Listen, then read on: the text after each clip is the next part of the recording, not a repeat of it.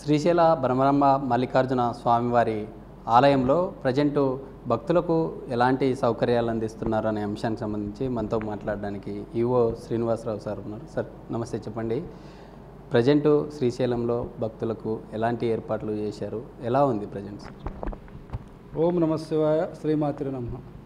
శ్రీశైల మహాక్షేత్ర శైవక్షేత్రాన్ని దినదినాభివృద్ధి చెందుతూ తిరుమల తర్వాత అతిపెద్ద దేవాలయంగా రాష్ట్రంలో, అదేవిధంగా ద్వాదశ జ్యోతిర్లింగం, అష్టాదశ శక్తిపీఠంగా స్వామి అమ్మవార్లు ఒకే ఆలయ ప్రాంగణంలో ఉండటం అనేటువంటి విశిష్టమైనటువంటి దీన్ని మరి భక్తులు కూడా వారి యొక్క భక్తావేశంతో అదేవిధంగా ఈ యొక్క క్షేత్ర మహిమని తనివితీరా స్వామివారిని అమ్మవారిని దర్శించుకోవడం కోసం దేశం నలుమూలల నుంచి భక్తులు విరివిగా వస్తున్నారు.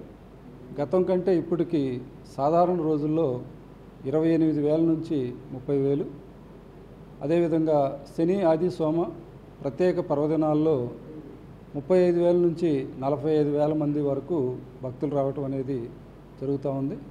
దానికి తగ్గట్లుగా దేవస్థానం యొక్క అభివృద్ధి, అదేవిధంగా మరి భక్తుల యొక్క అవసరాలని రెండింటినీ సమన్వయం చేసుకొని మన యొక్క క్యూ లైన్ని విస్తరణ కూడా మనం చేపట్టడానికి సంబంధించి 80 కోట్లతోటి మనం ప్రతిపాదనలు పంపించడం జరిగింది.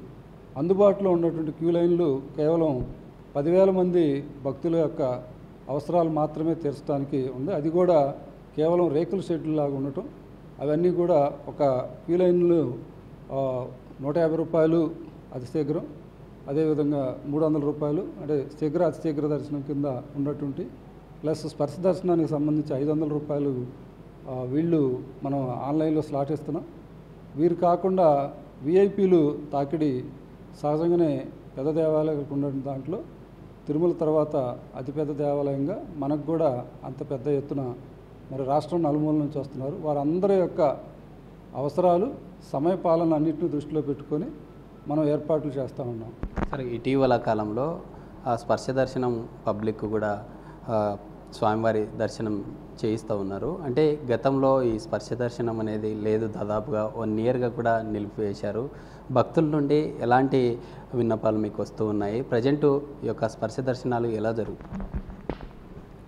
ఈ దేవస్థానం యొక్క రెగ్యులర్గా ఉన్నటువంటి విధానంలో 2 రకాలుగా ఉంటాయి. ఒకటి, ధూళి దర్శనం స్వామివారిని ఏదైనా భక్తుడు తను ఏ విధంగా ఉన్నప్పటికీ స్నానం చేయకుండా లేకపోతే ఎట్లాంటి పూర్తి స్థాయిలో లేకపోయినప్పుడు కూడా దర్శించుకోవడానికి సంబంధించి, అంటే గర్భాలయంలో ప్రవేశించడానికి వీల్లేదు, కానీ మిగిలిన సమయంలో ధూళి దర్శనం ద్వారా స్వామివారిని నమస్కారం పెట్టుకొని దూరంగా వెళ్ళటానికి సంబంధించి ఒక అవకాశం ఉన్నది.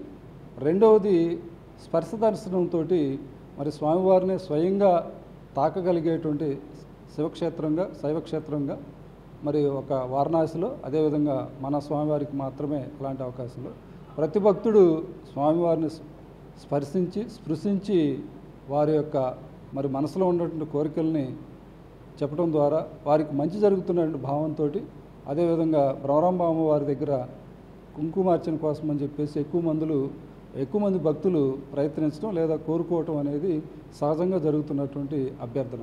సో అందరికీ అలాంటి అవకాశం ఇవ్వలేము కాబట్టి సామాన్యుల నుంచి వచ్చినటువంటి విజ్ఞప్తి ఏంటంటే, గతంలో ఈ ఉచిత స్పర్శ దర్శనం అనేది మంగళ, బుధ, గురు, శుక్ర అనేటువంటి 4 రోజుల్లో, అంటే మనకు శని ఆది సోమ కొంత భక్తుల తాకిడి ఎక్కువ ఉంటుంది కాబట్టి ఈ సాధారణమైన రోజుల్లో ఇవ్వవలసిందిగా అభ్యర్థన అనేది చాలా రోజులు పెట్టి వస్తూ ఉంది. కానీ దానికి విధి విధానాలు ఇవ్వటం, తర్వాత మనం ఏదైతే 2 గంటల వరకు మాత్రమే, 2 నుంచి 4 గంటే మనం 3:45 కల్లా టెంపుల్ క్లోజ్ చేయాలి. కనుక 1:45 లేదా 10 నిమిషాలు అటు ఇటు అయినప్పటికి కూడా 2 గంటలకి లోపు మనం ఒక 1,200 మంది మాత్రమే మనం స్పర్శ దర్శనాన్ని కొనసాగించి కంప్లీట్ చేయడానికి అవకాశం ఉంది. సో దాంట్లో భాగంగా 1వ తారీఖు నుంచి మనం ఒక్కసారి ట్రయల్ రన్ చేయడం ద్వారా వచ్చేటువంటి వాటిని సరి చేసుకోవడం ద్వారా దీన్ని పూర్తి స్థాయిలో తీసుకెళ్దామని చెప్పేసి ఆలోచించి, అదేవిధంగా మన వారందరినీ, అదేవిధంగా గౌరవ శాసనసభ్యులు వారందరూ సమక్షంలో కొంత ఆ నిర్ణయం తీసుకునే క్రమంలో మొదట పోయిన మంగళవారం, బుధవారం, గురువారం, శుక్రవారం 4 రోజులు ఎటువంటి ఆంక్షలు లేకుండా క్యూ లైన్ ద్వారా నడిపిద్దామని చెప్పేసి ప్రయత్నం చేస్తే 4500 మంది దాకా కూడా వారు ఎక్స్పెక్ట్ చేయడం. దీంట్లో 2 రకాలైన గమనిక చేయడం. ఎప్పుడైతే ఉచిత స్పర్శ దర్శనం అనుకున్నామో స్థానికంగా ఉన్నటువంటి భక్తులందరూ కూడా వారు ప్రయత్నం చేశారు. అదేవిధంగా బయట నుంచి వచ్చినటువంటి భక్తులు కూడా వారు దానికోసం ఉన్నారు. కాబట్టి మన దగ్గర ఉన్నటువంటి క్యూ లైన్లు పూర్తిగా ఆల్రెడీ ఎగ్జిస్టింగ్ లోపల ఉన్నటువంటి 500 టికెట్స్ వారు, 150 టికెట్స్, 300, అదేవిధంగా అభిషేకాలకు సంబంధించి సేవలు ఉన్నాయి. ఇలాంటి వారు అందరికీ అంటే విఐపి ఇలాంటి వాళ్ళందరినీ చూసుకోవడానికి మనకు 10,000 మందికి మాత్రమే అక్కడ లోపల కనీసం కంపార్ట్మెంట్లో కూర్చొని కనీసం గాలి వెలుతురు, అదేవిధంగా మంచినీటి వసతి లాంటి, అదే టాయిలెట్ శౌచాలయాల వసతి లాంటివి ఉన్నాయి.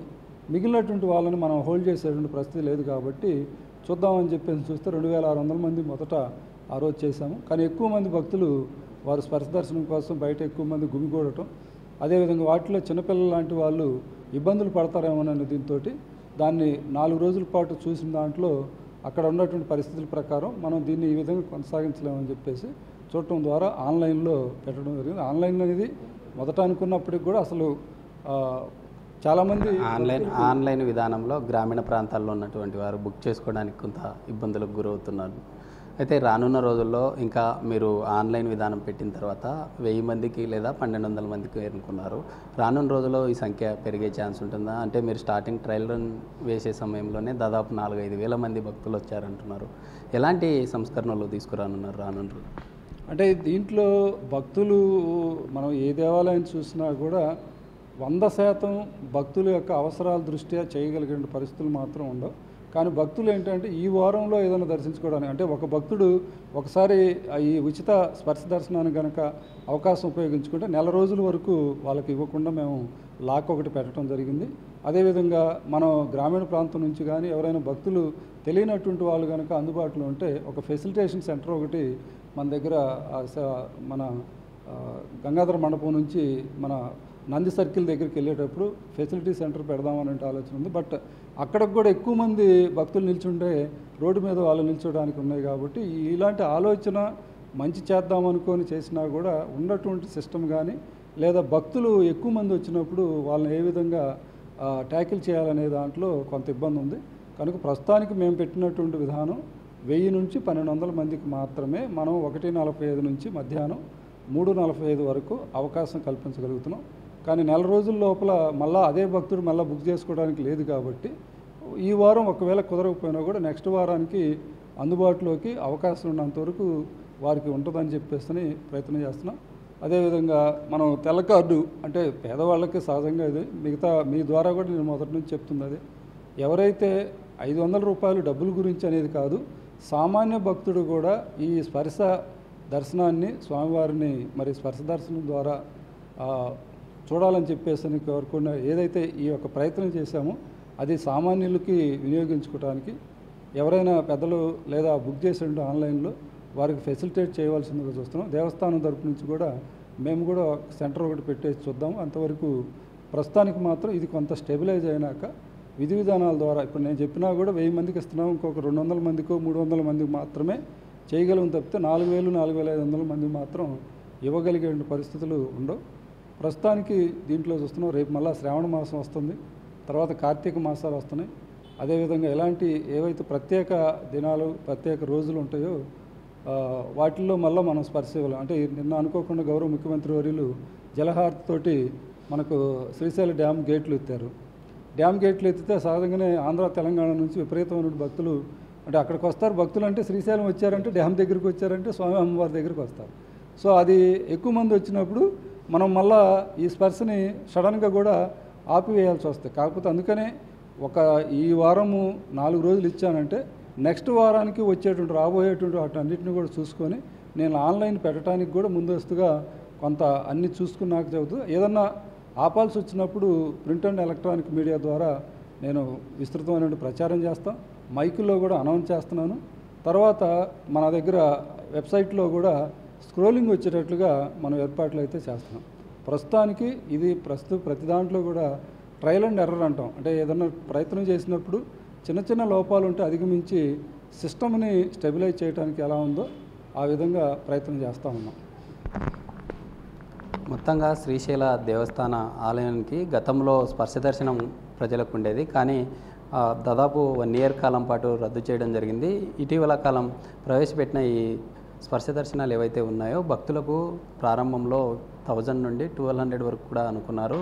రానున్న రోజుల్లో ఇంకా వాటి సంఖ్య పెంచే ఛాన్స్ ఉంటుంది. ఎందుకంటే ఒకసారి స్పర్శ దర్శనం ద్వారా వచ్చిన భక్తులకు దాదాపు 1 మంత్ వరకు మరోసారి రావడానికి వీలు లేనట్లుగా కూడా కొంత లాక్ సిస్టమ్ను కూడా రానున్న రోజుల్లో తీసుకొని వస్తాము. ఇప్పటికైతే ప్రజెంట్ తిరుమల తరహాలో అభివృద్ధి చెందుతున్నటువంటి దినదిన అభివృద్ధి దిశలో ముందుకెళ్తున్నటువంటి స్వామి అమ్మవార్ల ఆలయానికి సంబంధించి ఎలాంటి భక్తులకు ఎలాంటి అవాంఛనీయ ఘటనలు చోటు చేసుకోకుండా ఎప్పటికప్పుడు అప్రమత్తంగా ప్రజలకు కావాల్సినటువంటి భక్తులకు అన్ని సేవలు కూడా అందిస్తున్నామంటూ కూడా ఈవో చెప్తున్నటువంటి పరిస్థితి.